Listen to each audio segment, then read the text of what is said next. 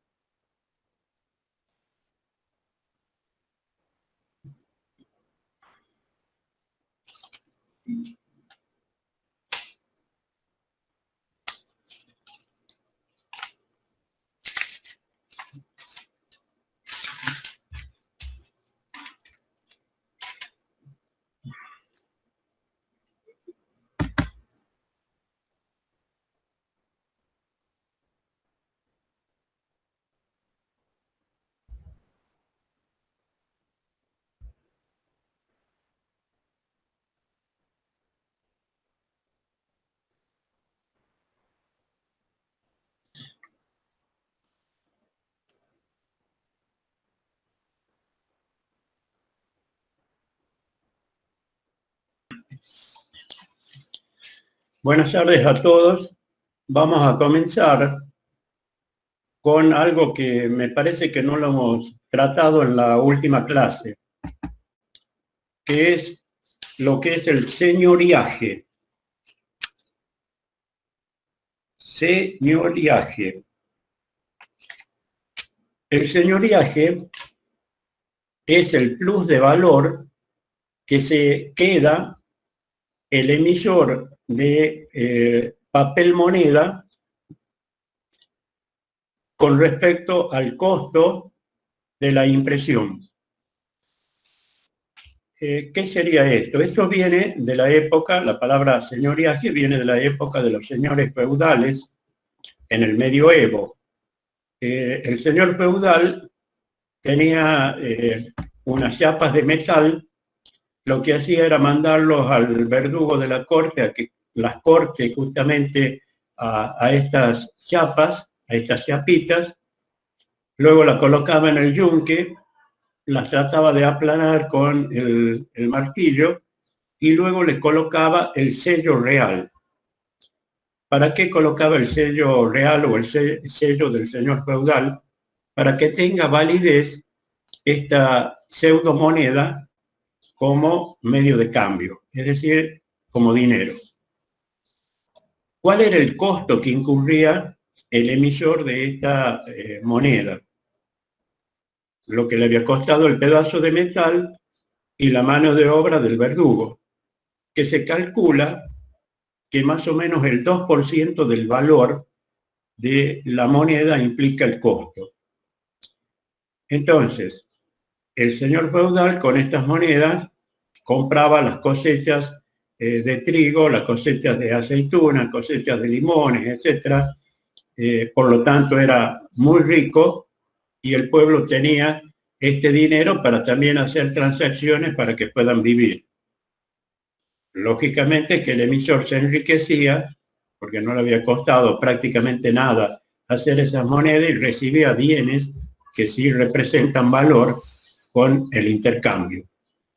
Entonces, en el mundo moderno, para la impresión de billetes, como este billete de 100 pesos, como el billete de 1000 o el de 500, o lo de menor valor como el billete de 10 pesos, todos tienen un valor,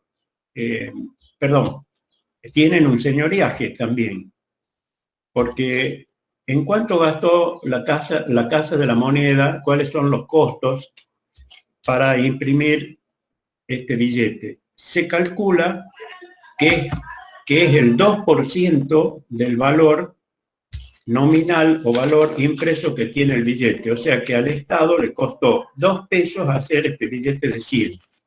El señoriaje, ese plus de valor con que se queda el Estado, es el equivalente a 98 pesos. Porque con este billete puede comprar medicamentos, puede comprar provisiones para los hospitales, puede comprar, no digo solo con este billete, con la sumatoria de estos billetes puede comprar computadoras, automotores, materiales para construir escuelas, hospitales, hacer rutas, etc. Nosotros, para poder disponer de un billete, tenemos que entregar esfuerzo a cambio. En este momento yo estoy entregando un esfuerzo tanto físico como mental para recibir al cabo de un mes la paga de mi salario. Entonces no tengo ningún señoriaje. En cambio el Estado, el emisor de la moneda, es el que se queda con ese plus de valor, que se denomina señoriaje. Tenemos que ver ahora lo que son los sistemas monetarios, que no me recuerdo si eso hemos visto en la clase pasada. Quiero que me digan algunos de ustedes si hemos visto ya los sistemas monetarios.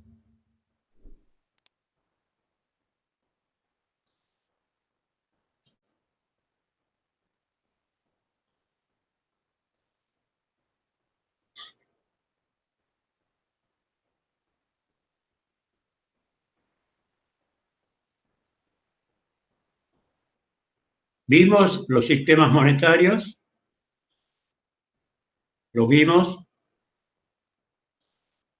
De destinar una parte para reserva y otra para préstamos. Cuanto más chico es el coeficiente, más perfecto, pequeño, entonces lo veamos. De reserva, mayor cuando hablamos de sistemas monetarios, de creación de dinero.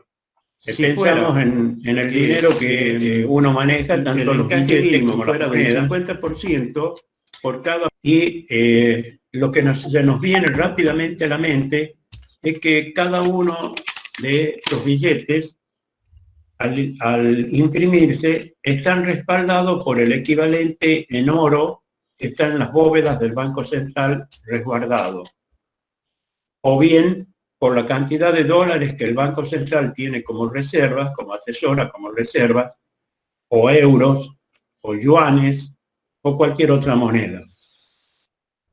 Bien, ya lo vamos a aclarar ese tema para ver si estamos acertados con lo que pensamos, que la emisión de estos billetes está totalmente respaldada. El primer sistema monetario que apareció fue el sistema patrón mercancía. ¿Qué significa esto? Que aquello que estaba personificado como dinero era una mercancía. Cualquier mercancía. Por ejemplo, en la antigüedad se usó el cuero, se usaron las puntas de flecha, se usó la cerveza, se usaron los cigarrillos y se usó la sal.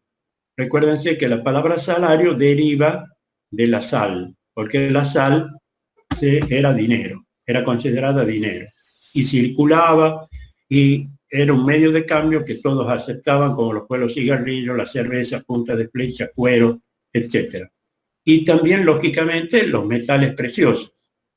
Cuando aparecieron los metales preciosos, sobre todo el oro, que tiene la particularidad que es muy malleable, puede ser transferido de mano en mano, pero no pierde valor, no se desgasta, lo mismo la plata. Aparecieron entonces el patrón mercancía oro estricto. En aquella época los buscadores de oro venían con sus bolsitas de pepitas y ya en esas épocas existía la inseguridad tal cual como ahora, entonces para protegerse depositaban en los bancos las pepitas de oro. ¿El banquero qué hacía? El banquero le otorgaba al depositante como si fuera este papel, que era un certificado.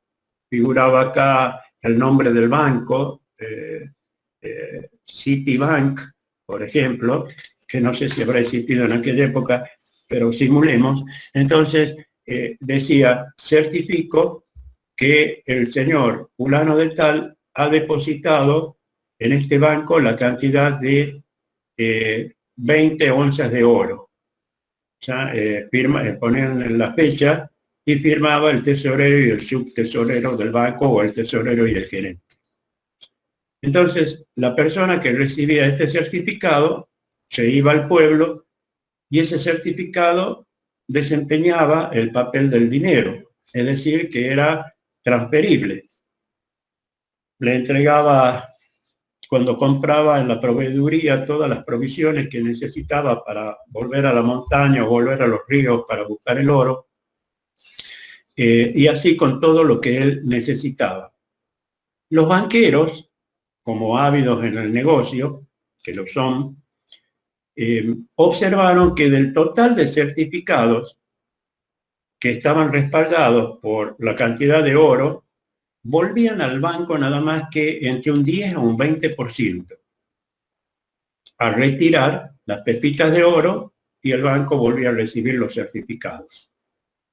Entonces, del patrón oro estricto pasamos al patrón oro parcial.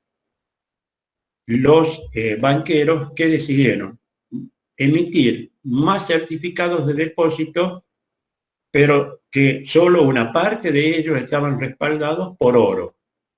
Pero como la gente confiaba de que estaban respaldados por oro, lo hacían circular esos certificados que ya no eran nominativos, sino eran al portador, como si fuera dinero. Luego aparece el sistema bimetálico. Bimetálico porque se tomó como dinero, se consideraron como dinero, el oro como la plata. Y se estableció una equivalencia entre 7 onzas de plata, aproximadamente 1 onza de oro. Pero luego se descubrieron yacimientos de plata acá en América que volvieron más abundante a la plata con respecto al oro. Como en aquel momento la información no circula como hoy al instante y rápidamente, no se dieron cuenta de que la plata era más abundante, entonces los que venían con las monedas de plata la cambiaban rápidamente por las monedas de oro, aprovechándose de esa ventaja que tenían. Entregaban nada más que 7 onzas por una de oro. Cuando se descubrió de que la plata era más abundante que el oro, relativamente menos escasa, lo que se hizo es variar la cotización, la equivalencia. Entonces pasó a ser de aproximadamente 16 onzas de plata por una de oro. Y ahí luego continuó funcionando este sistema hasta su desaparición y aparecieron los sistemas modernos. Ese sistema es el sistema fiduciario. Fiducia viene de confianza y significa, el sistema fiduciario es que los billetes o el papel moneda, como las monedas mismas, únicamente están respaldados y le damos valor como medio de pago y lo aceptamos por la confianza que el público le dispensa.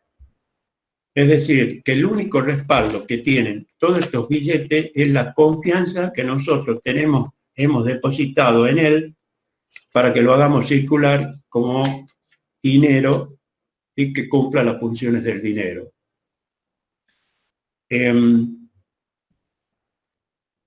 Cuando hay una crisis de confianza, primero nos tendremos que preguntar, ¿cuándo hay una crisis de confianza? Una crisis de confianza existe cuando el dinero pierde valor.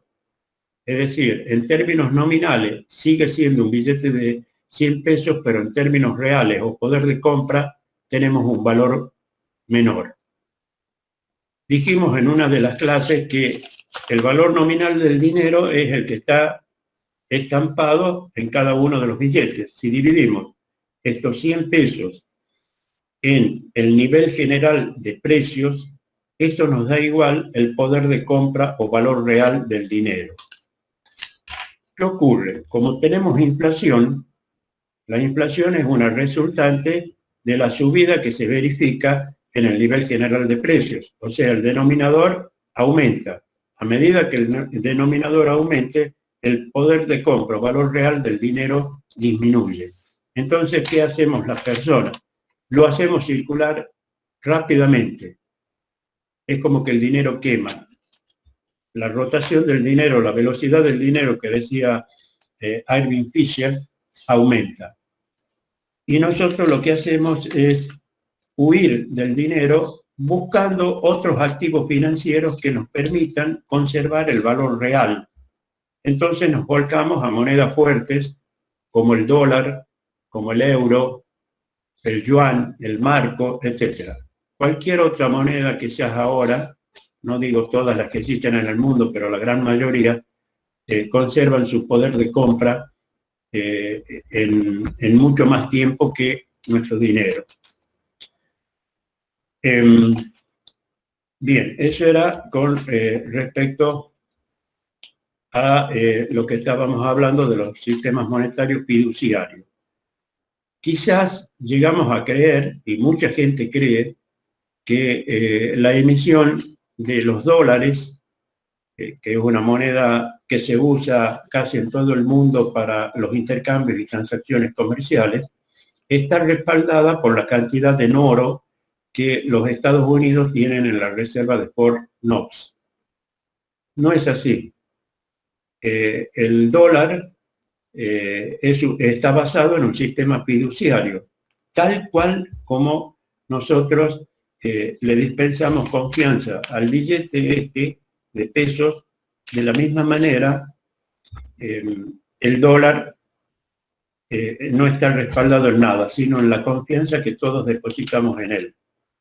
Si nosotros fuéramos con este billete al Banco Central para que nos den el equivalente, si estaría respaldado en oro, aunque sea en una barrita pequeña de oro, de unos cuantos gramos, o tal vez menos de 1 gramo, pero bueno, supongamos, el cajero lo que nos va a decir es que no es así, nos va a entregar otro billete igual que este, o del contrario, 2 de 50, 5 de 20 o 10 de 10, porque no está respaldado en nada, sino simplemente en la confianza que el público, por eso es un sistema fiduciario, le dispensa para que circule como dinero. Este es el papel moneda, que algunos autores también le llaman dinero signo, que lo distinguen de lo que es el dinero bancario, que son los depósitos que los bancos tienen en sus cuentas. Bien, con eso terminamos lo que es sistemas monetarios y pasamos a otro tema que es inflación. Un tema actual de gran trascendencia, de vital trascendencia en estos tiempos. ¿Qué es la inflación? La inflación es el aumento sostenido, continuo y duradero en el nivel general de precios.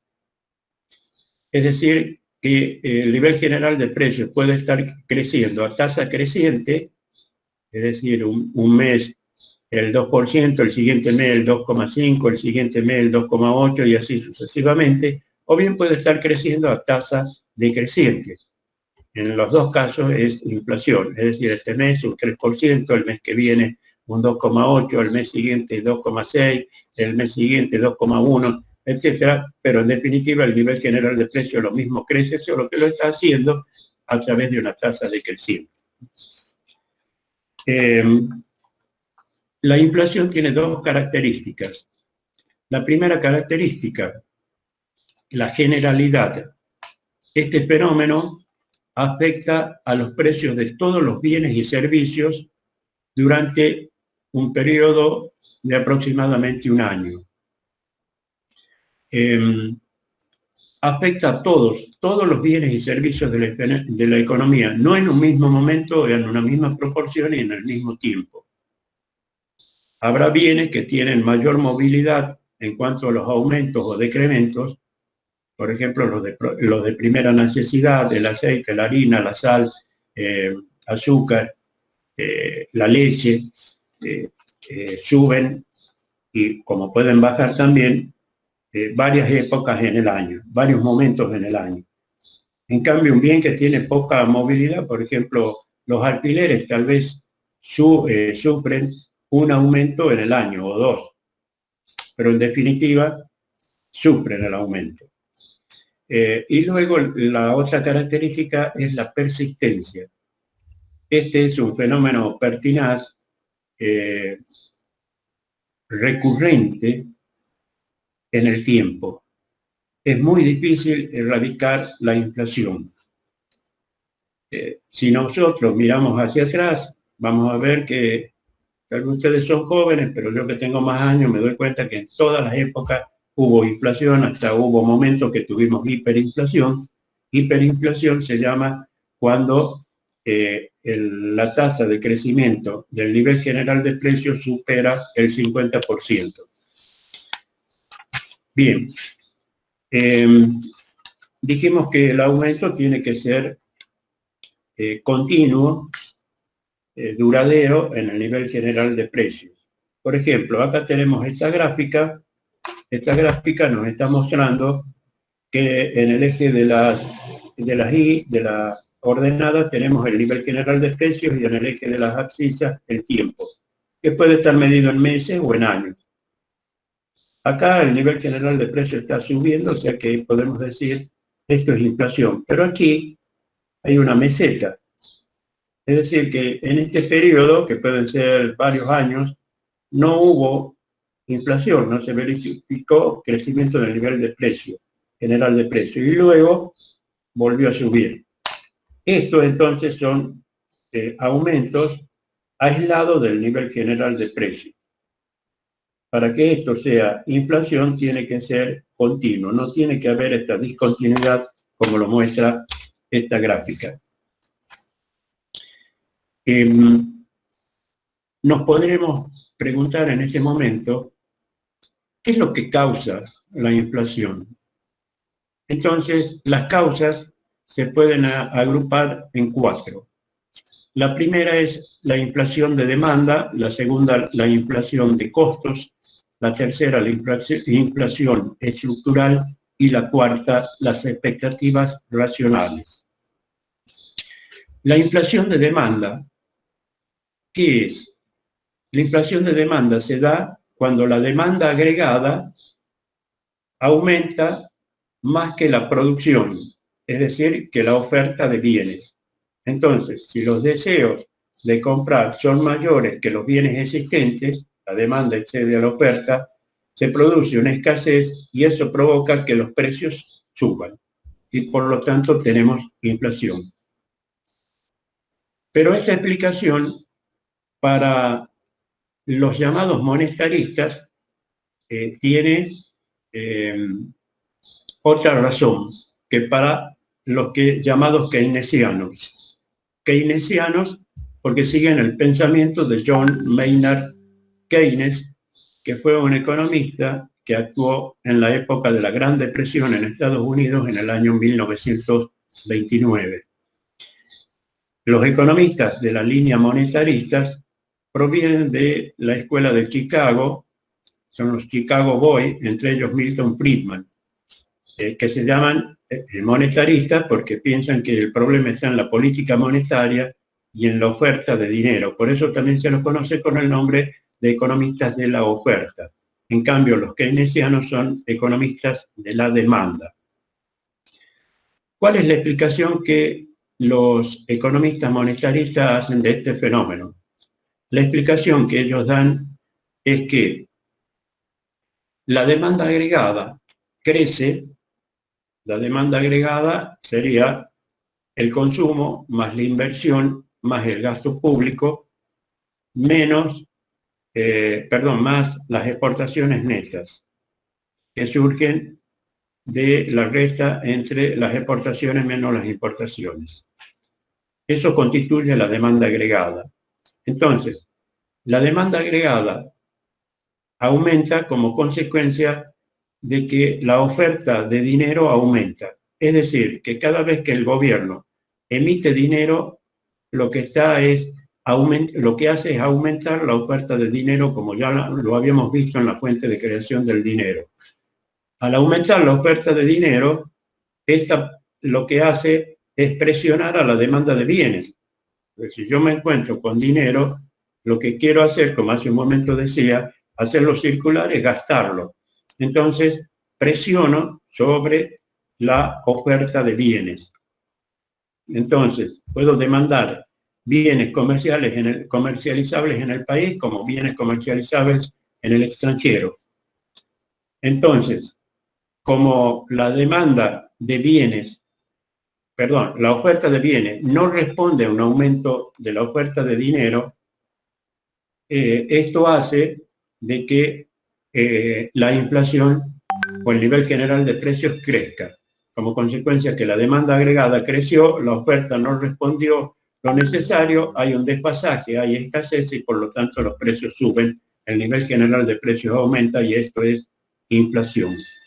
Esto se puede explicar con un ejemplo muy sencillo y muy práctico. Trabajemos con un supuesto. Vamos a suponer que estamos ante la economía de un país que únicamente tiene dinero en circulación y no posee dinero bancario. Y ese país se caracteriza porque únicamente fabrica un solo bien, pantalones. Para abastecer el mercado interno se elaboran 500 pantalones al año. El gobierno decidió emitir 2.000 pesos para que la gente tenga el medio de cambio necesario para poder acceder a los pantalones. Entonces, el precio del pantalón va a ser 4, porque dividimos los 2.000 pesos de la emisión monetaria en los 500 pantalones que se han fabricado y para que puedan transferirse esto, se realizan las transacciones, el precio es de 4 pesos por unidad. Al año siguiente el gobierno resuelve aumentar la oferta de dinero a 4.000 pesos. Entonces, ¿qué va a ocurrir? Lo volvemos a ver acá. La oferta de dinero sube a 4.000 pesos, lo que se sigue fabricando permanece constante, los 500 pantalones, por lo tanto, el precio del pantalón ha subido a 8 pesos. ¿Qué están viendo? Lo que Irving Fisher llamaba en la teoría cuantitativa rígida, cuando hablaba de M por B igual a P por Y, en donde B como Y, él consideraba que eran constantes prácticamente. Entonces, cualquier aumento en M, que era la oferta de dinero o el acervo de dinero, impactaba en el nivel general de precios. Y acá se verifica eso. De una emisión de 2.000, ahora tenemos 4.000, quiere decir que se ha duplicado el nivel general de precios. Y los precios, perdón, acá se ha duplicado no el nivel general de precios, acá se ha duplicado la oferta de dinero. ¿Y qué impacta? M, cuando aumenta M, impacta en el nivel general de precios, que también se duplica, como están viendo en este caso. Esa es la explicación que hacen los economistas monetaristas de la inflación de demanda. Ahora, desde el punto de vista ya para presentar académicamente, podemos elaborar esta gráfica. Entonces, en esta gráfica tenemos el valor del dinero en el eje de las ordenadas, en donde tenemos el valor, acá es alto, y a medida que vamos bajando, obviamente, hasta llegar a tener un valor bajo. Acá tenemos, perdón, en el eje de las abscisas tenemos la cantidad de dinero. Y en este otro eje, equivalente al eje de las ordenadas, tenemos el nivel general de precios, que se comporta para determinar el poder real de manera inversa a lo que es el valor del dinero. Entonces, el nivel general de precios es bajo acá arriba y acá abajo es alto. Entonces, miren, la oferta de dinero es rígida, es decir que esta oferta de dinero es M1, la base monetaria, o dinero de alto poder, y OM1 es la oferta monetaria. Esta es la demanda que hacemos los consumidores para utilizar el dinero como medio de cambio, como unidad de cuenta, etc. Entonces, el equilibrio se da cuando se intersectan ambas curvas. Acá tenemos el valor del dinero, B sub E, y la oferta de dinero en equilibrio, que sería M sub E. Bien, el gobierno resuelve aumentar la oferta de dinero. Ahí está, la oferta por lo tanto se desplaza para acá, aumenta, y tenemos OM2, aumentó la oferta de dinero. La demanda de dinero, lógicamente, es mayor, la demanda, en términos de unidades físicas de dinero, en cantidad, pero en términos reales, ¿qué ha pasado con el valor del dinero? Ha disminuido. Miren cómo bajó de B sub E a B' sub E, es decir, que ha perdido todo este espacio en términos de valor, en términos de poder de compra.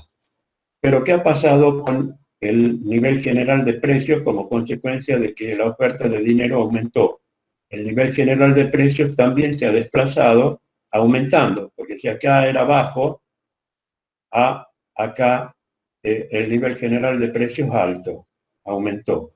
En la medida en que el gobierno siga aumentando la oferta de dinero, el valor del dinero cada vez va a ser menor y el nivel general de precios cada vez va a ser mayor. Allí vieron la explicación que desde el punto de vista académico se hace con respecto a lo que estamos hablando de la oferta de dinero. Ahora, vamos a la explicación que hacen los otros economistas, llamados economistas de la demanda, que siguen el pensamiento de John Maynard Keynes, los keynesianos. Los keynesianos dicen de que un aumento en la demanda agregada puede ocasionar inflación, es decir, aumento en el nivel general de precios, siempre y cuando la producción o oferta agregada esté en una situación que se llama en economía de pleno empleo de los recursos productivos. Es decir, que todos los recursos productivos se están utilizando, es decir, que estamos en la frontera, en el límite de las posibilidades de producción, maximizando. Y el único desempleo que se acepta en el pleno empleo es el llamado desempleo friccional, de fricción, desempleo friccional, que significa que son todas aquellas personas que han perdido su trabajo como consecuencia de que renunciaron voluntariamente en búsqueda de un trabajo que sea mayor remunerado que este. Entonces, si estamos en el pleno empleo y crece la demanda agregada, y obviamente va a haber una escasez porque no tenemos cómo aumentar la oferta agregada y por lo consiguiente los precios suben. Ahora, los keynesianos dicen, si se trata de una economía que al crecer la demanda agregada se poseen recursos productivos, que en este momento están desempleados, por ejemplo, que se poseen las maquinarias y equipos para poder producir más, esta economía ante un aumento de la demanda agregada puede responder aumentando la producción, tomando más mano de obra y produciendo. Entonces, eso puede equilibrar al aumento de la demanda agregada y hacer que el impacto fuera nulo o el impacto fuera mucho menor que en el primer caso, cuando la economía está muy cerca del pleno empleo, que sí, un aumento de la demanda agregada va a ocasionar o va a impactar en la oferta agregada y ocasiona un aumento en el nivel general de precios, que es lo que denominamos inflación. La segunda causa de la inflación es la llamada inflación de costos. La inflación de costos se da porque los sindicatos trabajan para obtener aumentos de los salarios de los trabajadores por encima de la productividad. Entonces, al aumentar los salarios de los trabajadores, los empresarios los trasladan, obviamente es un costo, los trasladan al precio final del producto y tenemos inflación. Pero esta inflación es ocasionada no por un tirón de la demanda y de la oferta, sino por una presión que aumente, por presión de los costos. Pero también las empresas tienen otros costos. Pueden subir los precios de los insumos o de las materias primas que usan, que pueden ser aprovisionados dentro del país como pueden ser aprovisionados desde el extranjero. Entonces, las fluctuaciones que tenga el dólar también nos van a afectar a los costos y eso nos obliga a trasladar al precio final del producto y generamos inflación. También existen otros costos como los impuestos. Si suben los impuestos, lo trasladamos al precio final del producto y generamos inflación. Y también los llamados costos financieros. Sube la comisión que cobran los bancos, sube la tasa de interés por los préstamos o suben otros servicios que brindan los bancos. Y eso ocasiona que nuestros costos financieros aumenten y nosotros lo cargamos al precio final del producto y por lo tanto eso ocasiona inflación. Entonces, en la medida que suban los costos, suben los precios, los sindicatos presionan a los empresarios al respecto de que aumentan los salarios, impactan los precios, vuelven a subir y de nuevo los sindicatos presionan a los empresarios para aumentar los salarios y entonces entramos ya en lo que se denomina una espiral inflacionaria. No nos olvidemos que hay un dicho que dice que los salarios suben por la escalera y los precios suben por el ascensor. Es decir, que en esa carrera nunca los salarios van a llegar a equilibrarse con los precios al mismo momento, porque siempre estamos actuando mirando el pasado para corregir el presente, pero el presente ya es otro. Bien, esa es la inflación de costos. Vamos a la inflación llamada estructural, inflación estructural.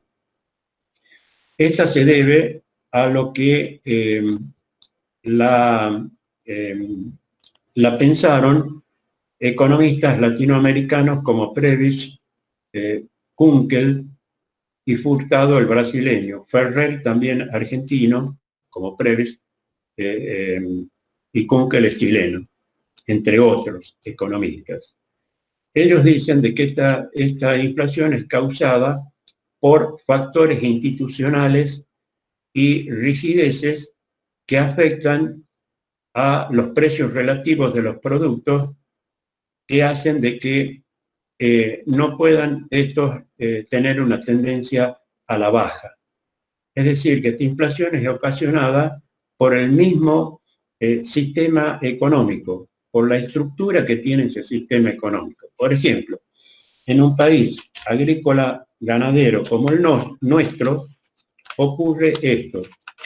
Los bienes agrícolas tienen una oferta rígida, o sea que conocemos perfectamente cuál es la cantidad, acá la cantidad por unidad de tiempo que tenemos de este bien. Por ejemplo, si estamos en el caso del azúcar, sabemos de que aproximadamente se destinan 800.000 toneladas a 900.000 para abastecer el mercado interno. Pero el azúcar que se está consumiendo ahora en el 2020 es la que se ha elaborado, ha sido elaborada por los ingenios en el 2019. Por lo tanto, la oferta es totalmente rígida, inelástica. Entonces, la demanda, esta es la demanda, y el precio es el que permite equilibrar la demanda de azúcar con la oferta. De tal manera que este precio garantiza el racionamiento para que este bien pueda ser consumido hasta la próxima cosecha y no que esta comunidad renuncie ya que no hay azúcar hasta esperar que la cosecha próxima se tenga. Entonces, ante un aumento de la población argentina crece a un ritmo del 2% anual, o por un aumento en el ingreso, eso hace que la demanda crezca a D'. Entonces, el precio de equilibrio, ¿qué va a pasar con este precio? El precio de equilibrio sube a P' sub E y la demanda, la oferta, perdón, es Q' sub E. Y este nuevo precio es el que garantiza el racionamiento para que este producto pueda consumirse hasta su abastecimiento en la próxima cosecha. Entonces, este problema nos está mostrando que cuando crece la demanda, tironea los precios para que estos suban. Es decir, que impacta directamente en el nivel general de precios, y esto es como consecuencia que el aparato productivo de nuestro país depende de estos productos agrícolas, fundamentalmente. Ustedes ven que el campo en la Argentina creo que representa más del 40% de lo que tenemos, de lo que consideramos en el PBI. O sea que tiene una importancia mayúscula. Entonces, esa inflación, esa subida que hay en los precios y que impacta en el nivel general de precios, es lo que se conoce como inflación estructural. También se consideran que puede causar este tipo de inflación los privilegios que se otorgan a determinados sectores de la economía. Por ejemplo, en Tierra del Fuego, en Río Grande, se han establecido fábricas para armar celulares, armar notebooks, computadoras, etc. Televisores, que luego son vendidos en todo el país. Pero, ¿qué pasa? Acá se verifica un principio de sistemas, que dice, como esto es cuántico, todo es parte del mismo sistema, tomemos nada más que el sistema que es la República Argentina, y podemos decir que la ganancia de un subsistema, que sería la gente que trabaja, que ha conseguido trabajo en estas armadurías allá en Tierra del Fuego, hizo disminuir el índice de desempleo, esa mejora que tuvo ese subsistema se va a verificar como un costo para otro sistema.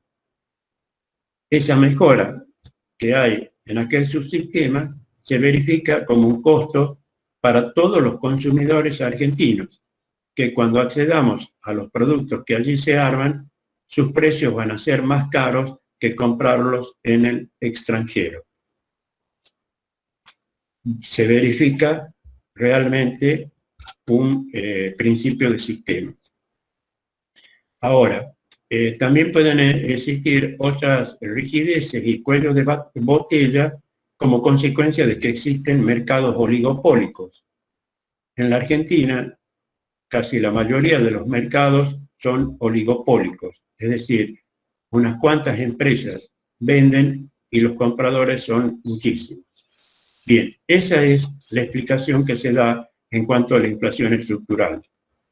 En cuanto a las expectativas racionales, dijimos que la gente prefiere el presente al futuro. Esto implica que si alguien me dice, ¿quieres cobrar 100.000 pesos ya o quieres cobrarlo dentro de 2 años? Lógicamente voy a decir ya. La gente prefiere el presente que el futuro. La pregunta es ¿por qué? Y porque el futuro está cargado de incertidumbre. Cuanto más incierto sea el futuro, mayor apego voy a tener con el presente. Entonces, las expectativas racionales funcionan en la economía y la gente actúa como si fuera un economista. Por ejemplo, hubo una época, varios años atrás, que un ministro de Economía declaró a la prensa a la mañana cuando lo entrevistaron que el que apuesta al dólar pierde. Pasaba una situación como ahora que la gente huía del dinero, no me recuerdo si eran los pesos o australes, huía del dinero y compraba dólares. Entonces él dijo, el que apuesta al dólar pierde. ¿Saben qué pasó? Las expectativas racionales hicieron pensar a la gente que él estaba anunciando lo contrario. Es decir, que el que apuesta al dólar gana.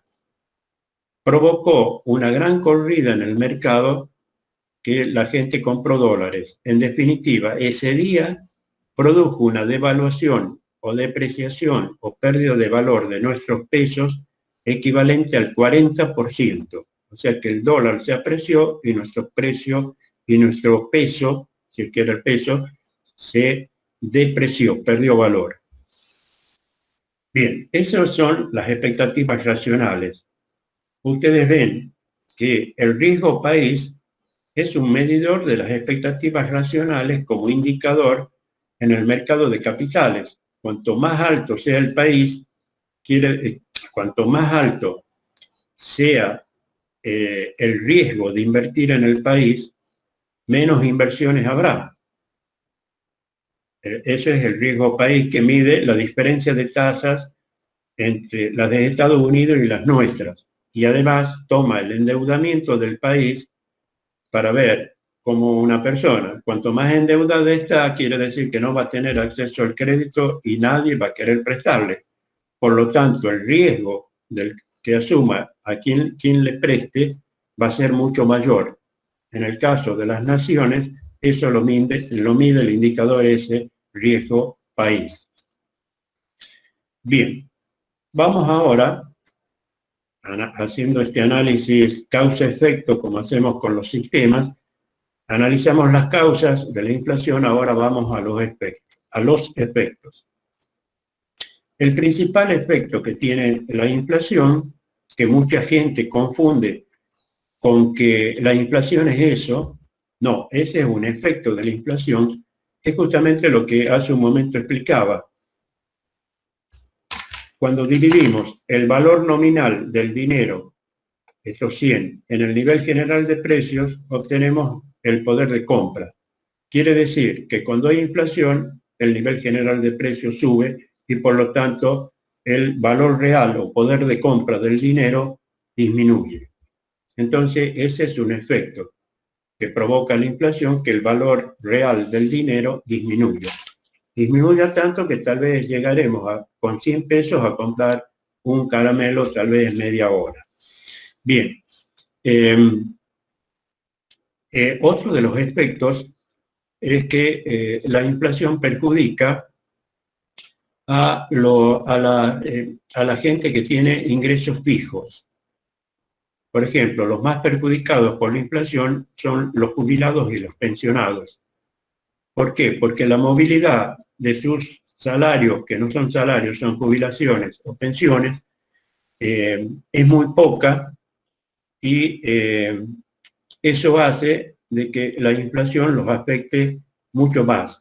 Es decir, que sus aumentos no siguen el ritmo de la inflación. Hay también trabajadores de algunas industrias o comercios que también sus salarios no se actualizan con la inflación y pierden también poder de compra. O sea que los afecta a todos aquellos que tienen ingresos fijos. A los empresarios no los afecta porque lo que hacen ellos, si recién lo decíamos, si suben los costos, los trasladan al precio final del producto, es decir, que no pierden. Quien pierde es siempre el consumidor. También cuando hay inflación, en el sistema financiero pierden los acreedores financieros. ¿Por qué? Son los que depositan dinero a plazo fijo, que generalmente son las personas adultas o personas mayores. Es decir, entonces que son personas que tienen superávit financiero, es decir, que gastan menos de los ingresos y por lo tanto el resto lo ahorran. ¿Por qué los acreedores financieros se ven perjudicados? Porque el interés que ganan por sus colocaciones a plazo fijo no va a la par de la tasa de inflación. No se olviden que el interés nominal es igual a la tasa de interés real más la tasa esperada de inflación. Pero es tasa esperada en el futuro, que puede ser igual, menor o mayor que la que estamos esperando. Es decir, que tenemos que tener un acierto muy importante para que nuestros ahorros no se vean afectados en términos reales por la inflación. Ahora, ¿quiénes son los que ganan? Los llamados deudores financieros. Es decir, que el sistema financiero es simplemente intermediario entre los que tienen superávit financiero, los ahorristas, con los que tienen déficit financiero, que son los tomadores de préstamos o de créditos. ¿Y quiénes son estos? Las empresas, ya dijimos que las empresas se financian con capital ajeno, financian sus inversiones con capital ajeno, y principalmente y primordialmente es el Estado. En todos los países el Estado es el principal deudor financiero. Entonces, los que deben, lo que paguen como cuota por sus préstamos, en términos reales, como consecuencia que crece el nivel general de precios, van a devolver menor cantidad que la que debían devolver. Con los ahorristas ocurre lo contrario, se ven perjudicados. Estos ganan. El Estado argentino ha tomado deuda tanto a nivel local, nacional, como a nivel internacional. Se trató de arreglar un poco, es decir, patear los vencimientos de la deuda externa para 3 años, creo que para el 2023. Ahora se está tratando de arreglar también los vencimientos de la deuda externa con el Fondo Monetario Internacional, pero también hay deuda interna. El país le debe, o el Estado le debe al ANSES dinero que sacó para financiar el déficit fiscal. Y ese dinero, es decir, el ANSES, ¿qué es lo que tiene? Tiene unos bonos que son del Estado, que generan un interés, pero incluso ese interés no tiene nada que ver con la inflación, todavía es menor, o sea que también los va a perjudicar el tema de la inflación, ya que el Estado es el principal deudor a nivel local, también a nivel nacional. También deben haber escuchado hablar que la inflación es un impuesto. ¿Y por qué es un impuesto? Es un impuesto a las tenencias de dinero. Ahí está el tema de los ahorristas. Si yo tengo dinero, la inflación es como si fuera un impuesto, porque yo tengo este billete de 100 pesos, pero si la inflación de este mes fue del 10%, quiere decir que este dinero tiene poder de compra al equivalente a 90 pesos, porque ha perdido valor en un 10% en términos reales, es decir, que voy a comprar una menor canasta de bienes. Ese es el impuesto inflacionario, pero es un impuesto realmente cruel porque afecta a todos por igual, a ricos y pobres. Imagínense entonces los pobres, cuya monetización es mayor que los ricos, a medida que más poder de compra pierdan como consecuencia que crece el nivel general de precios, van a comprar, adquirir menor canasta de bienes y por lo tanto se van a empobrecer más. Ese se llama el impuesto inflacionario, porque es como si el gobierno me hubiese, a través de la emisión que hace, como que me hubiese impuesto un impuesto, valga, una imposición, me hubiese aplicado una imposición como un impuesto, porque me ha quitado poder de compra para adquirir bienes en un porcentaje.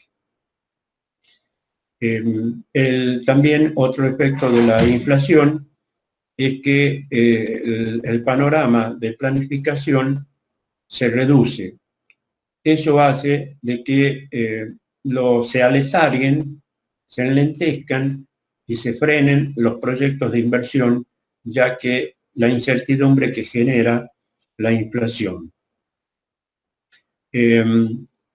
También la inflación tiene efectos deleterios, efectos de muerte en los mercados de capitales, por lo que estábamos diciendo hace un momento. Cuanto más suban nuestros costos internos, los inversores extranjeros no van a colocar sus capitales acá en la Argentina para que puedan financiar los proyectos de inversión de las empresas, porque la incertidumbre que existe con el futuro los afecta. También se puede afirmar de que el ciclo político es una copia de lo que ocurre en el ciclo económico. Entonces, el ciclo político acompaña a lo que ocurre en el ciclo económico. ¿Esto qué significa? Podemos medir lo que se denomina el índice de malestar. El índice de malestar es igual a la tasa que puse acá, tasa de desempleo, a la tasa de desempleo más la tasa de inflación.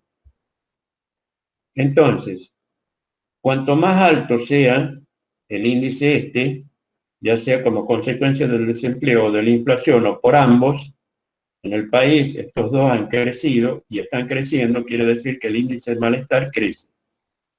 La teoría del ciclo económico que afecta al ciclo político dice que cuanto más alto es el índice de malestar, crece la probabilidad de que el partido gobernante pierda las próximas elecciones. Entonces, ¿qué hicieron algunos gobiernos? Es disfrazar la tasa de desempleo con los planes para que esto fuera menor y no tuviera impacto en esto que la población lo conoce perfectamente, que es el índice de malestar, que afecta al ciclo político y hace que el partido gobernante tenga una mayor probabilidad de perder las elecciones a medida que los precios suban. También puede ocurrir que la inflación afecta también a las instituciones. Entonces uno pierde confianza en ellas y lo que busca es que se vayan todos. O sea que también tiene efecto en lo institucional. También la inflación genera dos nuevos tipos de costos. Uno son los costos de suela de zapatos y otros son los costos de menú. Los costos de suela de zapatos. Esto quiere decir que a los efectos de perder menos con la inflación, lo que hago es comprar los bienes que necesito, por ejemplo, todos los alimentos, y el sobrante que tenga, depositarlos a plazo fijo para recuperar con intereses algo de la pérdida de valor que llegue a compensarme parte de lo que aumenta el nivel general de precios. Pero para hacer eso, voy a caminar consultando las pizarras de diferentes bancos para colocar el que me ofrezca mejor tasa de interés, hacer mi inversión allí.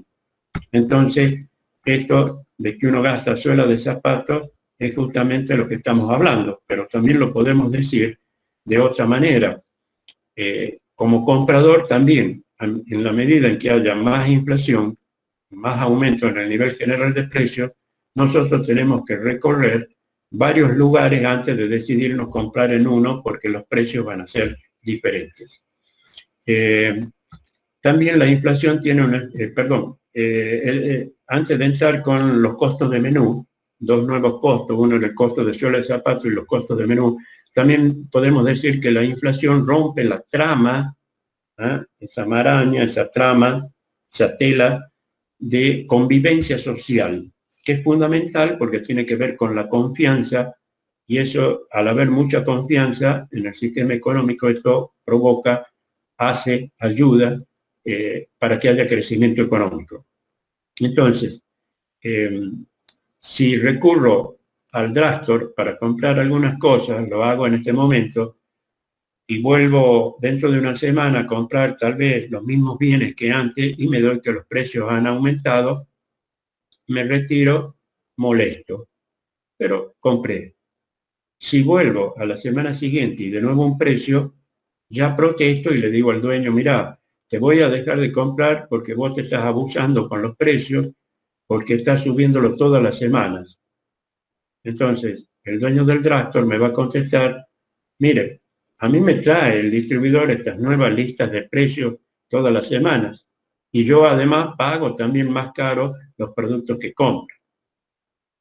Entonces, el dueño del drugstore o del almacén, cuando venga el distribuidor, le va a reclamar que los clientes están enojados por los aumentos de precio. El distribuidor va a decir de que el problema es de la fábrica, que es la que aumenta los precios, y que él trae las listas de precios en función de eso, las nuevas listas de precios, y que él también paga más caro las cosas. Entonces, todos comienzan a sospechar de todos. Este me está robando porque está aumentando los precios todos los días porque quiere enriquecerse, entonces no le compro y bueno, y genero un caos y rompo esa trama de convivencia que es esencial para el crecimiento. Los costos de menú. Los costos de menú significan nuevos costos que trae la inflación, que es justamente cambiar los precios a los productos. Imagínense las góndolas en los supermercados, cambiar los precios de los productos a medida que estos van aumentando. Entonces voy a tener que afectar un empleado para que esté revisando los precios en función de las nuevas listas de precios que los proveedores me vayan trayendo. Lo mismo que tengo que actualizar las cajas registradoras, es decir, actualizar los programas de computación. Los restaurantes o bares también se ven afectados. ¿Por qué? Porque el menú que tienen impreso lo tienen que estar cambiando. Si hoy aumentó la lechuga, tengo que aumentar el sándwich de milanesa.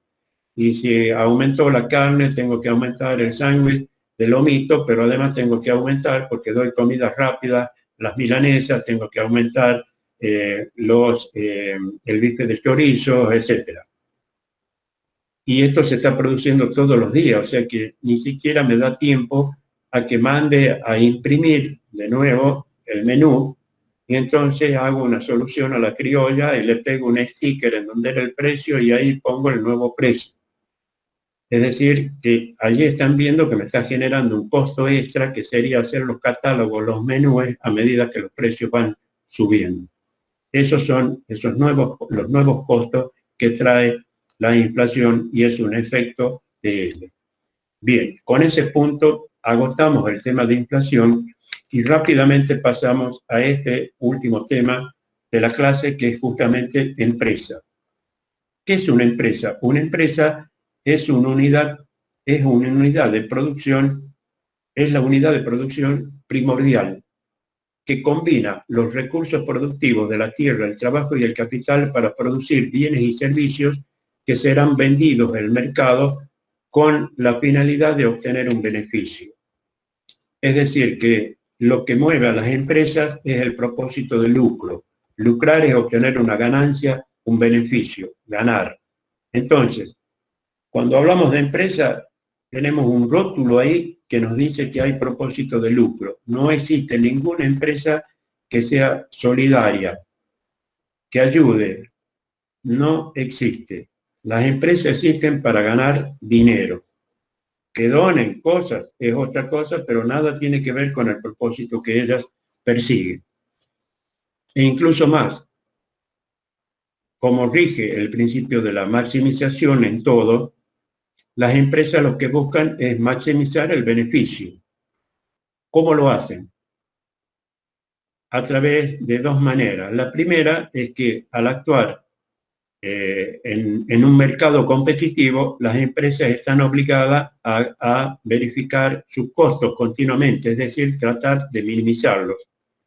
Y tratar de pisarlos, de minimizarlos, eso implica que lo que estoy empleando es el beneficio, estoy maximizando el beneficio.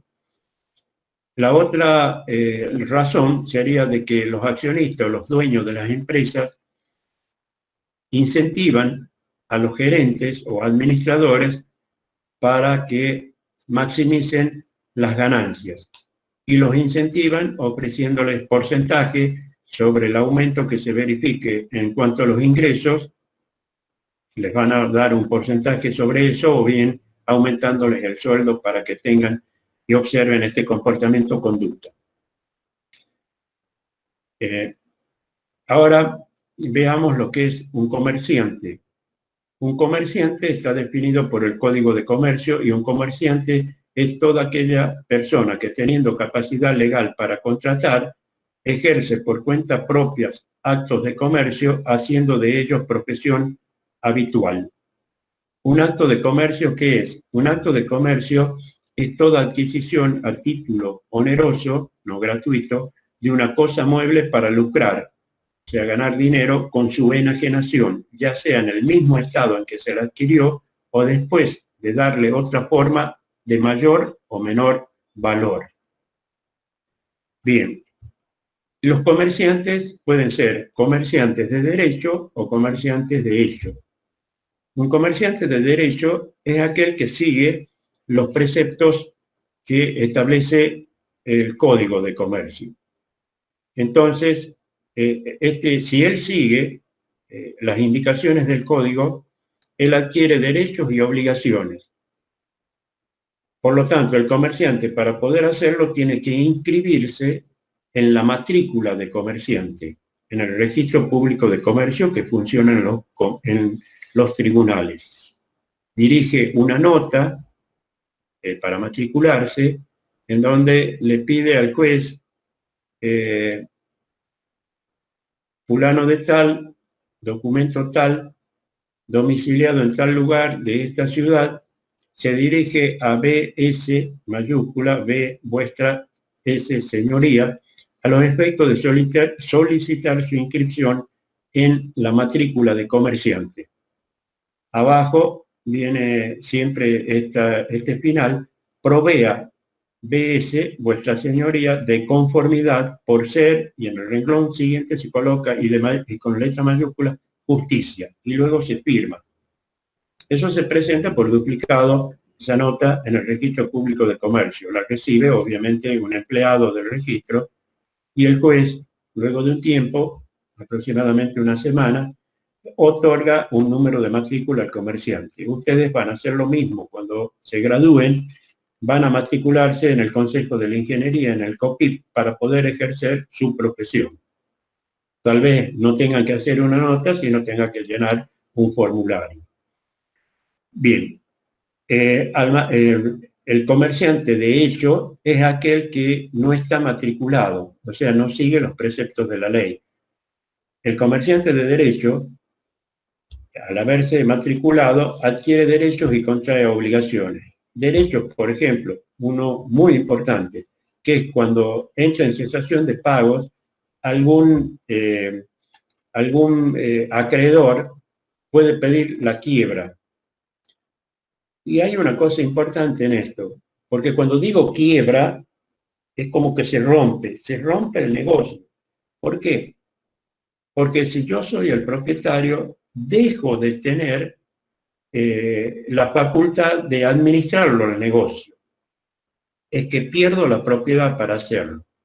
Ese es el castigo que tiene la quiebra, porque cuando se decreta la quiebra, el juez de la quiebra nombra un interventor judicial o un síndico para que verifique los créditos y de esta manera pague a los acreedores vendiendo todos los bienes, que sería la liquidación de la empresa, para pagar a todos los acreedores. Pero me quita a mí la administración. En cambio, si soy comerciante matriculado, cuando alguien me pida la quiebra, el juez lo que va a decretar no es la quiebra, sino lo que se denomina el concurso preventivo de acreedores. Yo sigo teniendo las atribuciones y facultades para seguir administrando el negocio y tengo que arreglar, como hizo la Nación con los acreedores, si lo aceptan, al arreglo, y con eso evito la quiebra. Si no lo aceptan, se declara la quiebra. En cambio, el comerciante de hecho, cuando sufre el pedido de quiebra, directamente va a la quiebra. Es decir, lo desapoderan y designan un síndico para que proceda a seguir con el negocio hasta que se liquide toda la empresa que tiene esa persona. Dijimos que también hace adquirir obligaciones, y una de las obligaciones fundamentales es que el comerciante está obligado a llevar contabilidad en legal forma de las operaciones que realice. Esto implica que debe hacer los registros contables en los libros considerados obligatorios y previstos por el Código de Comercio, y también hacer un balance general que permita conocer la situación patrimonial, económica y financiera de su negocio. El código decía cada 3 años, miren la estabilidad que había, y hoy se hace cada 1 año. Y hay empresas que tal vez lo hacen cada 6 meses, ya que los precios afectan justamente a los balances, porque es una fotografía que hacemos de lo que ha ocurrido en el año, pero en el último momento, en el último día de lo que se denomina el ejercicio económico. El ejercicio económico, ¿qué es? Es el periodo de tiempo que media entre 2 balances generales consecutivos, que normalmente es de 1 año. No necesariamente puede coincidir con el año calendario, es decir, iniciarse el 1 de enero y terminar el 31 de diciembre, sino que puede iniciarse el 1 de marzo y terminar el 28 de febrero del año siguiente, o puede iniciarse el 1 de julio de este año y terminar el 30 de junio del año que viene, o puede iniciarse el 1 de noviembre de este año y terminar el 31 de octubre del 2021. Eso es el ejercicio económico. Como nosotros en vez de ejercicio económico, en la facultad tenemos el año académico, que va desde el 1 de abril de un año hasta el 31 de marzo del año siguiente. Es decir, que el año académico 2020 termina el 31 de marzo del 2021. Bien, eso es en cuanto a comerciante. Vamos ahora las empresas pueden ser unipersonales, es decir, a través de un comerciante, o pluripersonales o sociedades. Las sociedades comerciales son reguladas por la ley 19.550, que en su artículo primero define a las sociedades diciendo que es toda unión de dos o más personas que ponen en común sus bienes realizando aportes en efectivo o en especie con el propósito de realizar actividades económicas y con el propósito también o con la finalidad de lucro, es decir, que lo hacen para obtener ganancias. Bien, las empresas estas pluripersonales o sociedades comerciales se clasifican de dos tipos: sociedades de personas y sociedades de capital. Las sociedades de personas son aquellas que le dan preponderancia e importancia a la figura del socio, la persona. En las sociedades de capital lo que importa es cuánto puso o aportó el socio. No interesa la persona, interesa la plata, el dinero, el aporte de capital que él hizo. Las sociedades de personas se clasifican en sociedad colectiva, sociedad en comandita simple, en comandita por acciones y en sociedad de capital e industria. Las sociedades colectivas se caracterizan porque los socios todos los socios de la sociedad tienen responsabilidad solidaria e ilimitada sobre las deudas de la sociedad, lo cual implica que cuando una sociedad colectiva quiebra y queda un remanente de deuda, los socios deben actuar para pagar con su patrimonio personal esas obligaciones. Pero como el patrimonio personal de todos los socios no es igual, habrá socios que tienen un mayor patrimonio que otros, y la ley dice de que el socio que tiene mayor patrimonio es el que debe pagar las deudas que quedan de la sociedad, las deudas pendientes. Pero le da el derecho a ese socio de iniciar juicio después para que los otros socios paguen también la parte que le corresponde, porque de acuerdo al aporte, cada socio va a responder con lo que le toque. O sea, esa proporcionalidad o porcentaje es lo que se verifica. En la sociedad en comandita simple hay dos tipos de socios: los socios colectivos o comanditarios y los socios comanditarios. Los comanditarios solo aportan capital, dinero, o bienes también, porque pueden ser aportes dinerarios o en especie. Y su responsabilidad se limita al aporte de capital realizado. En cambio, los socios comanditados tienen responsabilidad solidaria ilimitada. Por lo tanto, la ley les da el derecho a que su nombre figure en la razón social y además a que ejerzan la administración de la sociedad. Si un socio comanditario ejerce la administración de una sociedad, dice la ley, inmediatamente este se transforma en socio comanditado y pasa a tener responsabilidad solidaria e ilimitada. En la sociedad en comandita por acciones, la única diferencia con la sociedad en comandita simple es que el capital de los socios comanditarios está representado por acciones. ¿Qué son las acciones? Son partes del capital de la sociedad. Una lámina, que es una acción, múltiplo de 10, en pesos obviamente, representa una parte del capital de la sociedad. Y luego tenemos la sociedad de capital e industria, en donde tenemos un socio capitalista y un socio industrial. El socio capitalista tiene la responsabilidad del socio colectivo y tiene todos los privilegios también que prevé la ley con respecto al socio colectivo. Es decir, que va a ejercer la administración de la empresa, su nombre puede figurar en la razón social únicamente y su responsabilidad es solidaria e ilimitada. En cambio, el socio industrial lo único que aporta son sus conocimientos. No responde, no tiene ninguna responsabilidad con relación a las deudas de la sociedad. Pasemos ahora a las sociedades de capital, en donde interesa el capital que aportaron los socios. La primera que aparece es la SRL, Sociedad de Responsabilidad Limitada, el mismo nombre lo dice. La responsabilidad está limitada al aporte de capital que hicieron los socios. Entonces acá el capital se representa por cuotas, como sería una acción. Una cuota es una parte del capital de una SRL.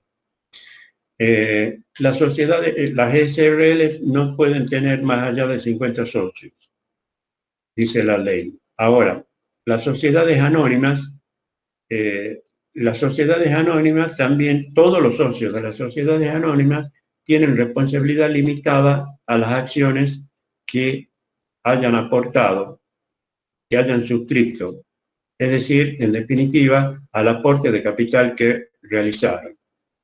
Las sociedades anónimas son administradas por un directorio, que pueden ser socios o no, y el órgano máximo de gobierno es la Asamblea de Accionistas.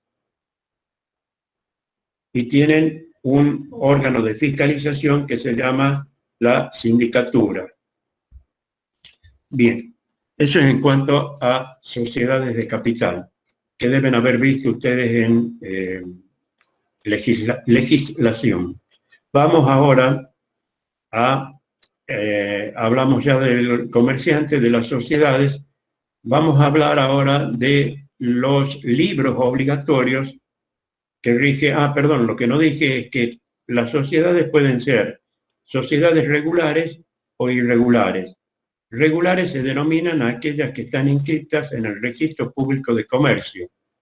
Sería el equivalente a la matriculación del comerciante. Entonces las sociedades tienen los mismos derechos que tenía el comerciante que hace un momento yo dije. En cambio, las sociedades de hecho o sociedades irregulares porque no están inscritas en el Registro Público de Comercio. Entonces tienen la misma penalidad que sufre un comerciante que no esté matriculado. Bien. Dijimos, los libros obligatorios que establece el Código de Comercio, tanto para los comerciantes como para las sociedades, son el libro diario general y el libro de inventarios y balances. El libro diario general, en él se registran diariamente todas las operaciones que la sociedad desarrolle mientras ejerza su actividad. Hay que registrar en los libros. En el libro de inventarios y balances, la primera registración que se hace es al comienzo del primer ejercicio económico, que es el inventario inicial.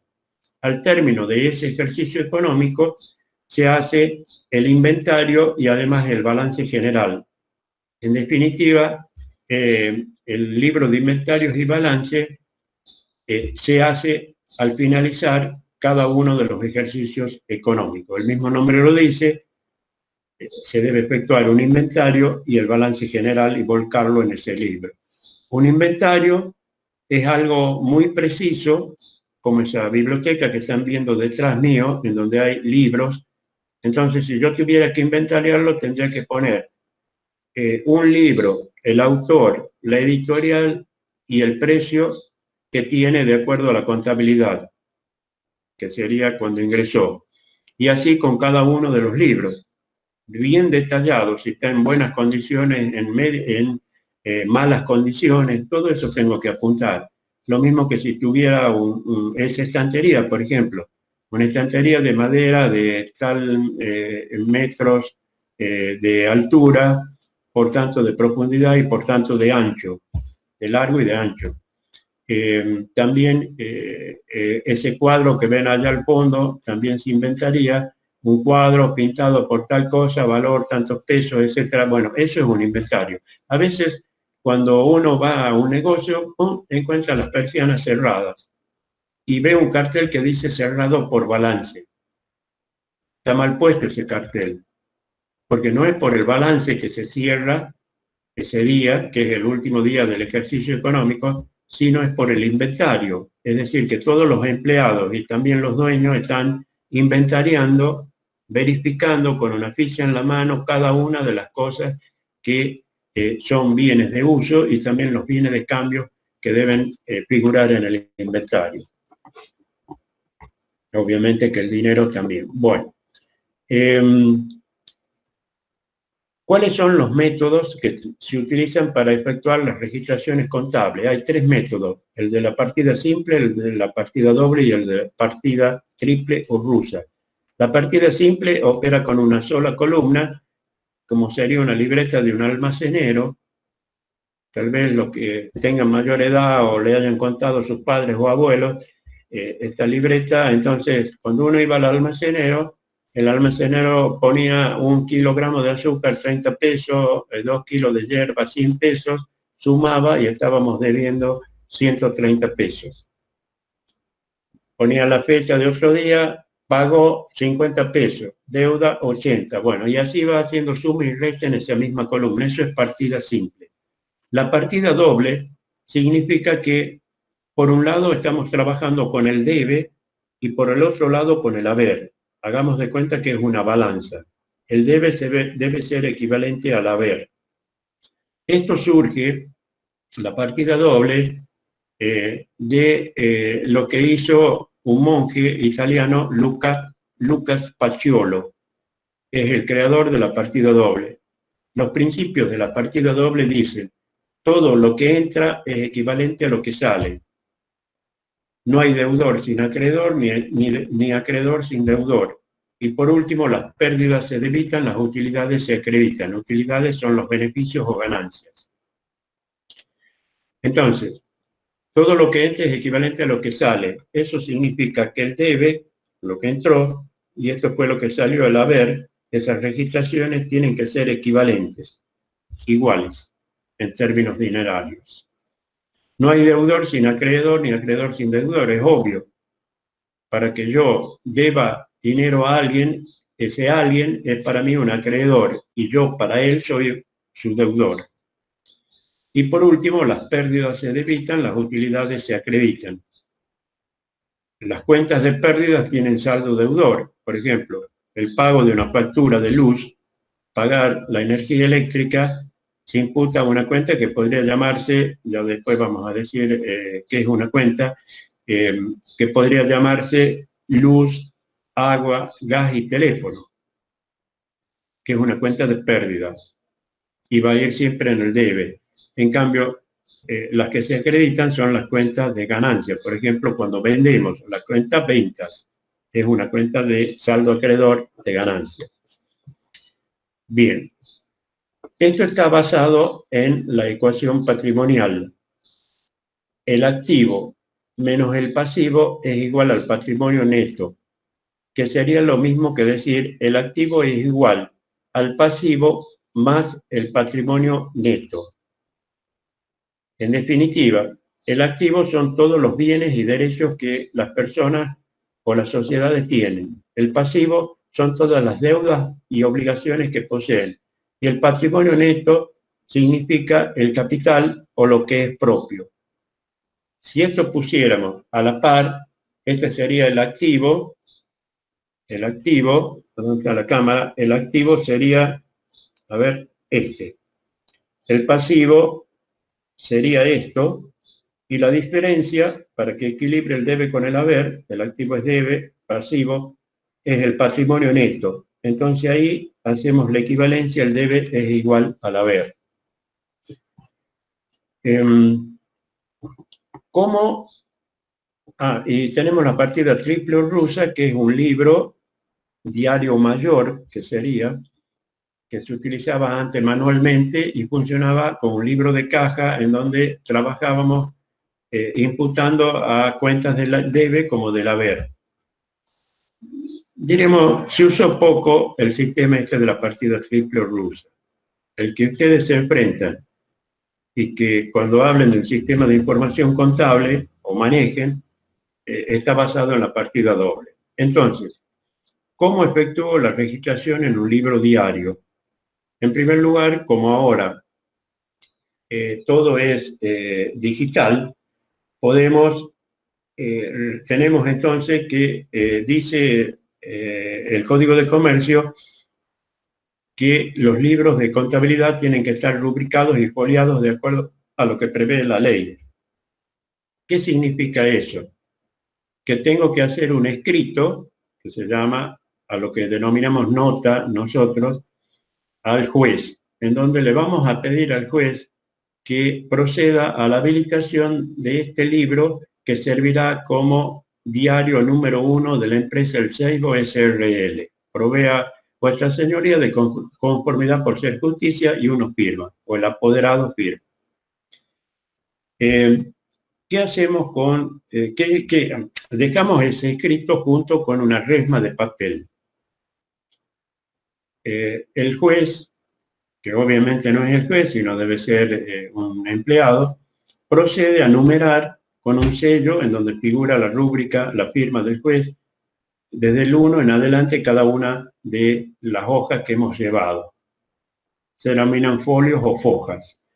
Y luego, en la primera, coloco un sello que dice San Miguel de Tucumán, hoy 7 de octubre de 2020, se hace constar que se procede a la habilitación del presente libro que servirá de libro diario general número 1 de la sociedad El Seibo SRL, Firman de conformidad y abajo, hacia la izquierda, firma el secretario del juzgado y a la derecha el juez del Registro Público de Comercio.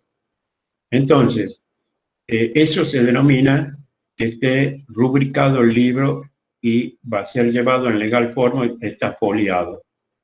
Porque los libros llevados en legal forma quiere decir que no tienen tachones, enmiendas, ni tampoco se han arrancado hojas, sirven como una prueba documental ante un acreedor que le haya iniciado un juicio a un comerciante o a una sociedad. Prueban a favor de él. En cambio, si están llevados no en esa forma, se han arrancado folios o faltan hojas, que es lo mismo, o se han tachado, se han enmendado con corrector las registraciones, el libro no prueba a favor del comerciante, sino al contrario, prueba que la otra persona, el tercero, tenía razón. Bien. Dijimos que todo se hace a través de... no hemos definido lo que es la contabilidad. La contabilidad es el conjunto de técnicas y procedimientos que se utilizan para efectuar la registración en los libros contables de las actividades que diariamente realiza una empresa, con el propósito de generar información que sirva para los gerentes, para que ellos evalúen si los planes que han desarrollado se están cumpliendo o deben ser ajustados. Sirve esta información también para los accionistas, para saber cómo se está manejando el negocio, o para los dueños, que es lo mismo, o propietarios. También sirve para dar información a entes gubernamentales como ANSES, como la AFIP, Administración Federal de Ingresos Públicos, DGR, Dirección General de Renta, DIM, Dirección de Ingresos Municipales, para entidades sindicales, etc. Eso es la contabilidad. ¿Y qué es el sistema de información contable? El sistema de información contable es un sistema que contiene 4 subsistemas que sirven para recolectar, procesar, archivar y distribuir conjuntos de información contable, que era lo que acabamos de decir, que sirve también, me olvidé de decir, para instituciones financieras como son los bancos. Bien, Aclarado esto, ahora sí podemos entrar con un ejemplo de una registración en un libro diario.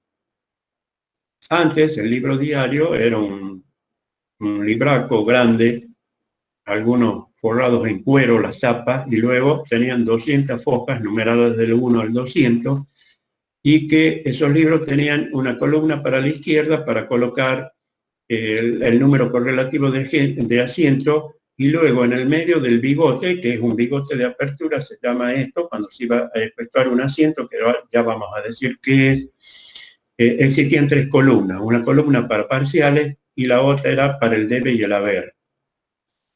Entonces, eh, para efectuar las registraciones necesito las cuentas.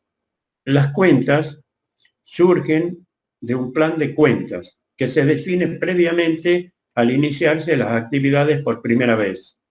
Entonces, ¿qué es una cuenta? Una cuenta es la agrupación de conceptos, elementos y materiales que responden a una misma naturaleza. Por ejemplo, la empresa tiene 85 clientes, 86 clientes. Entonces, los clientes significan aquellas personas que han comprado nuestros productos, pero que nos quedaron debiendo, todavía no lo han pagado. Todas esas personas las podemos agrupar bajo una cuenta que se denominan deudores por ventas.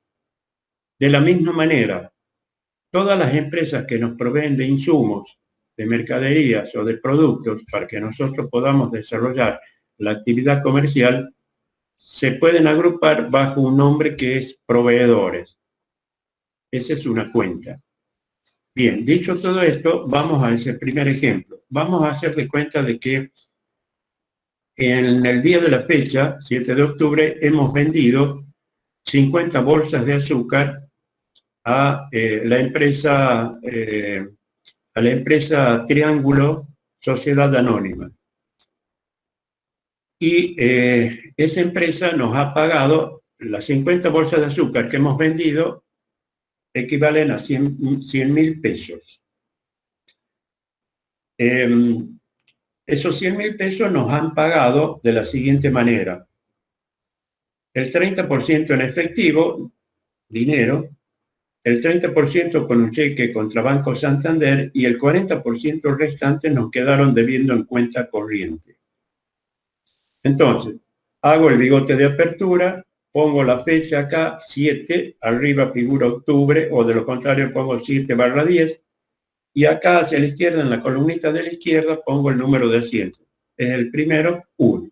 A pesar que nunca va a ser el primer asiento ese, sino va a ser otro, que no viene al caso, pero bueno, partamos de este ejemplo. Entonces, acá nos preguntamos, como decía Lucas Paciolo, con los principios de la partida doble, ¿qué es lo que ingresa? ¿Qué es lo que entra a la empresa? Entra dinero, entra un cheque, Banco Santander, y entra también un título de crédito porque le hemos abierto una cuenta corriente a esas personas a que nos deben. Un cheque es equivalente a dinero cuando ingresa a nuestra empresa, porque tiene el mismo valor.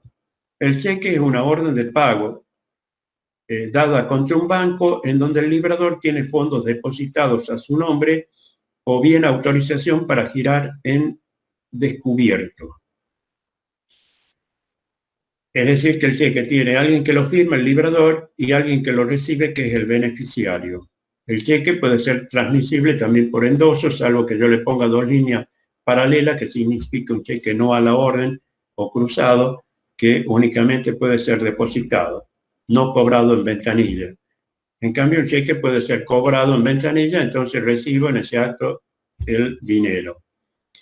Por esa razón, ¿qué es lo que ingresa en la empresa? Entra la cuenta caja, en donde registramos allí todo el efectivo. Pero también efectivo es el cheque.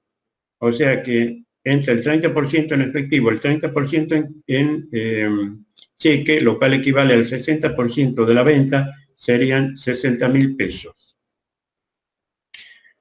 Bien. Luego, ¿qué es lo que entra también? el título de deuda de esa persona que no nos pagó el cliente. Eso es deudores por ventas.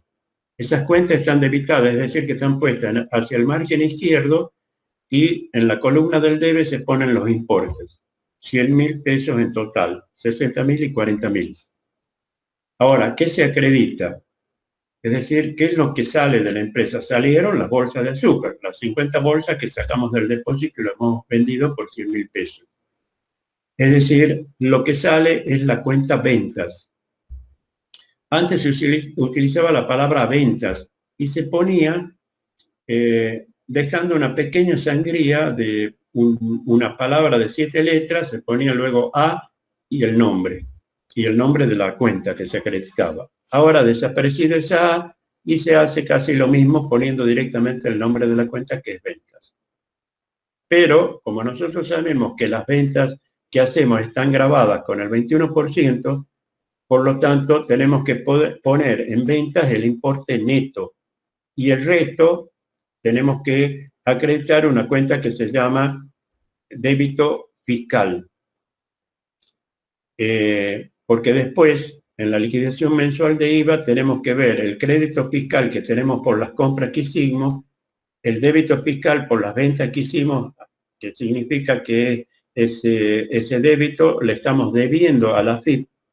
Entonces, presentamos los créditos y los débitos. Si el saldo es a favor, los créditos son mayores, lo único que hacemos es presentar la declaración jurada. No pagamos nada, pero si el saldo es deudor, o sea que los débitos son mayores que los créditos, tenemos que pagar, por lo tanto generaremos un boleto, una boleta electrónica de pago, un BEP, pagaremos el IVA correspondiente y presentaremos la declaración jurada mensual que nos compete al ser responsables inscritos en IVA. Entonces, en venta pondremos 76.000 pesos, por decir cualquier número, y la diferencia, 24.000 pesos, es lo que ponemos en IVA débito fiscal. Ese es un asiento. Terminado el asiento se hace un bigote de cierre.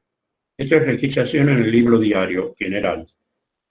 Si ese día también, o otro día, supongamos el día siguiente, mañana, el día 8, hicimos una nueva registración, ponemos 8/10, y lo que hicimos fue pagar una factura correspondiente a energía eléctrica y gas. Entonces usamos la cuenta energía eléctrica o luz, gas y teléfono, luz, agua, gas y teléfono.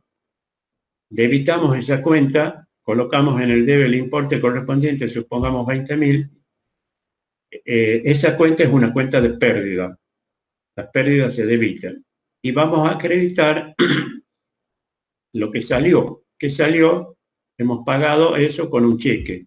Entonces ahí vamos a imputar ese movimiento a la cuenta Banco Santander, cuenta corriente, y registramos el importe de los 20.000 en el haber. Es equivalente el debe con el haber, 20.000 y 20.000, como en lo otro fue 60.000 más 40.000, equivalente a 100.000. Bien, esos son ejemplos. Ventas es una cuenta de ganancia, por lo tanto se acreditó. La que dije, luz, gas y teléfono, luz, agua, gas y teléfono, es una cuenta de pérdida. Lo que no dije es que las cuentas se clasifican en cuentas patrimoniales, en cuentas de resultados y en cuentas de orden. Las cuentas patrimoniales son cuentas de el activo, del pasivo o del patrimonio neto. Entonces, las cuentas patrimoniales representan los bienes y derechos que poseo, como las deudas también y obligaciones que tengo. Entonces, el activo son todos los bienes y derechos que poseo, que una empresa posee. El pasivo son todas las deudas u obligaciones que tiene. La diferencia entre el activo y el pasivo nos da el patrimonio neto, es decir, lo que es de la empresa y está representado por lo que se denomina la cuenta capital. También figura allí, en el patrimonio neto, figuran las reservas. Las reservas se denominan a las utilidades líquidas no distribuidas. cuando una empresa tiene utilidades se distribuyen entre los socios, pero los socios pueden decidir guardar parte de ellas como una reserva que acreciente el patrimonio neto de la empresa. Bien, esas son las cuentas patrimoniales. Vamos a las cuentas de resultados. Cuando hablamos de resultados, podemos preguntarnos cuál fue el resultado del partido de tenis que jugó Nadia Podoroska, creo que es, no me recuerdo quién. Bueno, ¿ganó o perdió? Es la contestación que hacemos. Es decir, que las cuentas de resultados son cuentas de ganancias o de pérdida. Las cuentas de ganancias son cuentas que se acreditan, es decir, tienen saldo acreedor y representan todas las cuentas que nos han generado un ingreso positivo. En cambio, las cuentas de pérdidas nos generan una salida negativa. Son cuentas de pérdida, por lo tanto, se debitan. Dijimos, las pérdidas se debitan, las ganancias se acreditan. De la diferencia entre las cuentas de ganancia y las de pérdida, vamos a obtener el resultado final del ejercicio, que puede ser beneficio, utilidad o ganancia, que es lo mismo, o pérdida. Eso es en cuanto a la clasificación de cuentas. Y faltan las cuentas de orden. Las cuentas de orden se utilizan para registrar movimientos que no tienen un impacto directo en la contabilidad y solo se hacen como un recordatorio. Por ejemplo, entregamos un documento que ponemos en caución cuando ganamos una licitación. Entonces registramos mediante un asiento la entrega de ese documento. Cuando termine la licitación, ese depósito que hicimos de garantía, y supongamos que todo fue bien, nos devuelven a ese certificado y por lo tanto lo hacemos ingresar de nuevo en la empresa. Lo que hacemos es hacer al revés el asiento que hicimos anteriormente. Por eso se llaman cuentas de orden, que se equilibran entre ellas y no tienen un impacto ni en el patrimonio ni en las ganancias o pérdidas de la empresa. Bien, nos queda por ver nada más que dos puntitos que son, el balance general es uno de ellos. El balance general es un estado contable que muestra la situación patrimonial, económica y financiera de un ente económico a un momento dado. ¿Cuál es ese momento? Es a la fecha de cierre del ejercicio económico. Es una fotografía que tomamos de todo lo que ha ocurrido durante ese año o ejercicio económico a ese momento. Entonces, la situación económica está en lo que decíamos recién. Figura, en el patrimonio neto figura el capital, las reservas y luego aparece una cuenta, que dice utilidad del ejercicio, tantos pesos. O puedo decir pérdida del ejercicio, tantos pesos, pero va con signo menos, porque al exponer en el balance el activo con el pasivo, el activo es todo el debe y el patrimonio, el pasivo, el patrimonio neto es todo el haber. El debe ser igual al haber, o sea que tienen que dar sumas iguales.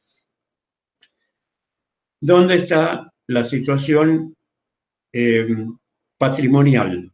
La situación patrimonial se muestra en el activo, en el pasivo y en el patrimonio neto. En el activo está dividido en dos. Está el activo corriente y el activo no corriente. El activo corriente es todo lo que puede ser convertido en dinero en el término de un año. Comenzando desde los más líquidos, es decir, lo que es dinero, hasta los menos líquidos o que tiene menos movilidad. El pasivo no corriente es todo aquello que es realizable luego de un año.